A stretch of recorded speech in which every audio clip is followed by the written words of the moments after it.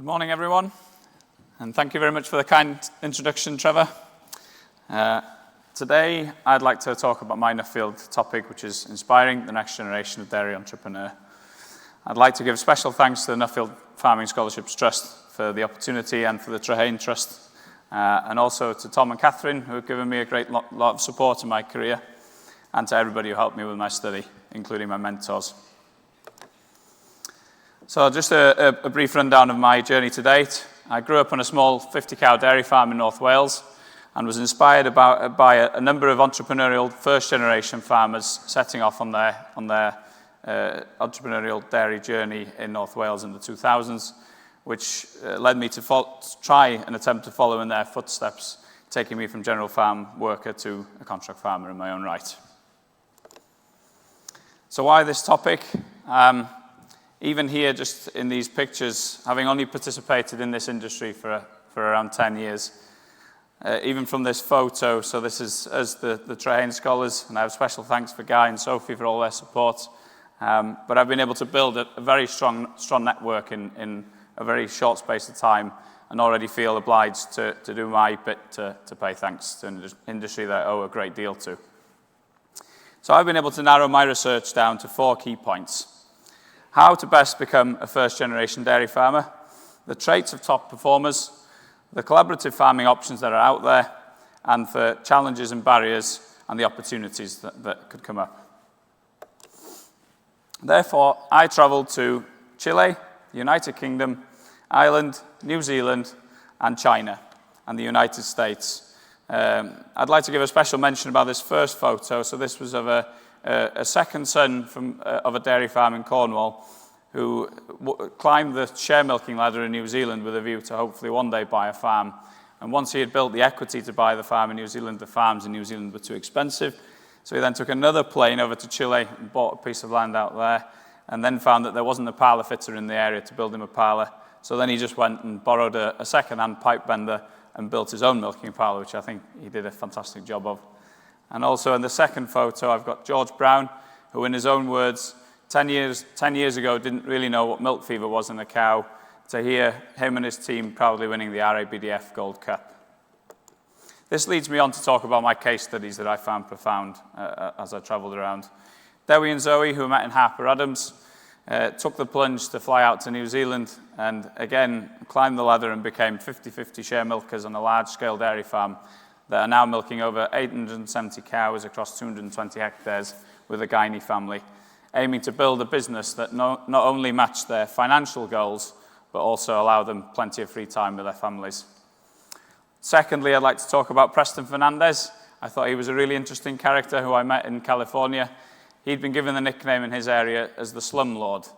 This was based on the fact that in California, farms are rented based on a per cow hole or per cubicle space, where you can rent a well-invested dairy farm between $21 and $22 per cow hole, an average one for between 15 and 16, and a dog hole, as he named them, or a slum, which would be an underinvested dairy farm for between $11 and $12. He and his brother, after he'd left Worldwide Sires in 2018, built a business that now milks over 6,000 cows across 6 sites, identifying where on these underinvested dairy farms where they could get maximum return, where they could turn the operation around to make it a nice place for not only the animals to inhabit, but also for people to work. Another compelling story in California was of Ted and Darby Pedroso. Sadly, Ted, as he was growing up, his father fell into hard times and had to sell the family dairy farm.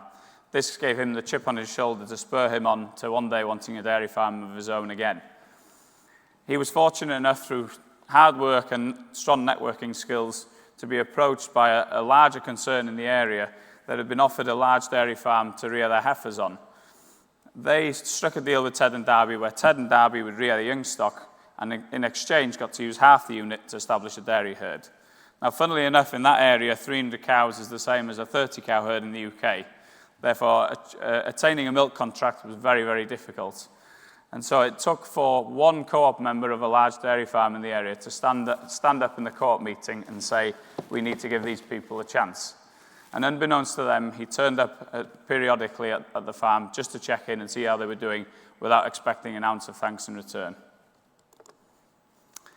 I was also, during my scholarship, able to achieve a lifelong dream, which was to attend the Berkshire Hathaway shareholders meeting, where I attended as a guest with Michael Murphy.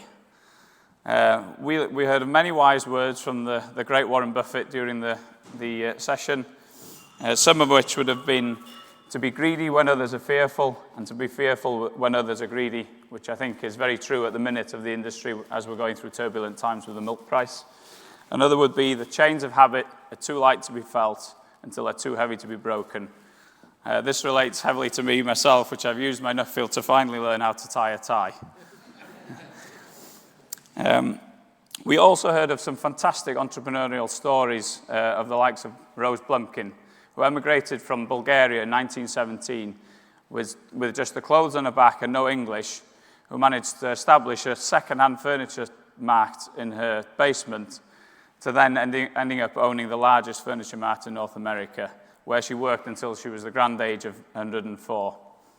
And she was a great example of a female entrepreneur. I also was fortunate to purchase the Charlie Munger's Poor Charlie's Almanac, which I read on my various rather long flights, which I picked out a poem that struck a note with me, which was, "The thoughts of others were short and fleeting, of lovers meeting, of luck and fame. Mine were of trouble, and mine were steady, so I was ready when trouble came." This meant a great deal to me because at various points in my dairy farming career, it has served me right to be able to act appropriately in the signs of trouble. So I was fortunate enough as I traveled around to meet and interview around 40 dairy entrepreneurs and ask them the same 10 questions, 2 examples of which were, if you were a first-generation farmer starting out today, what steps would you take? And also, what are the top characteristics of the top performers? And I was able to pick out some of the most popular answers and put them into columns, the likes of personal challenges, such as being able to be flexible and adaptable. Many of these characters had moved from one side of the world to the other just to chase an opportunity, but also having an attitude to risk. I think us as farmers are very often guilty of overestimating risk and what could go wrong and underestimating opportunity. I also picked out some structural challenges, the likes of, unfortunately, even though some of them were more than capable and had the right idea earlier in life, they struggled to attain funding and resource to get off the ground.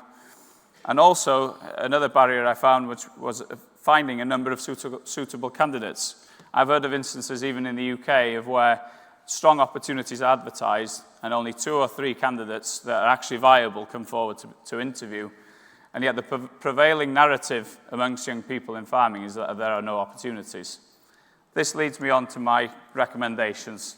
So to farm owners, it's pretty basic, but going back to the basics, be the boss you wanted to be when you first started out. Have a succession plan early. An important one again for me is leg ups, not handouts. I wouldn't be here where I am today if it wasn't for the numerous people that went out of their way to give me that extra leg up and a little boost, whether it's lending a piece of machinery or renting an unused piece of land to rear some heifers on. Then to new entrants, make yourself invaluable. I can describe this looking back at a conversation that I had with a Welsh farmer where he talked about a Welsh descriptive word, which is ymroddiad, which translates to dedication. To me, it really means also how one truly applies themselves to the task at hand and the organisation that they represent. Another also is to build a war chest. It's not only is it important to learn how to build savings early, but also it shows to potential stakeholders in your business as you go through your journey how committed you are to the cause. And also remember the big picture. Visualize where you want to end up and not to get too hung up and tangled up in the small bumps in the road along the way.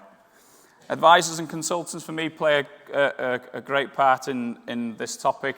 They're often the ones that are facilitating education, leading discussion groups and the likes.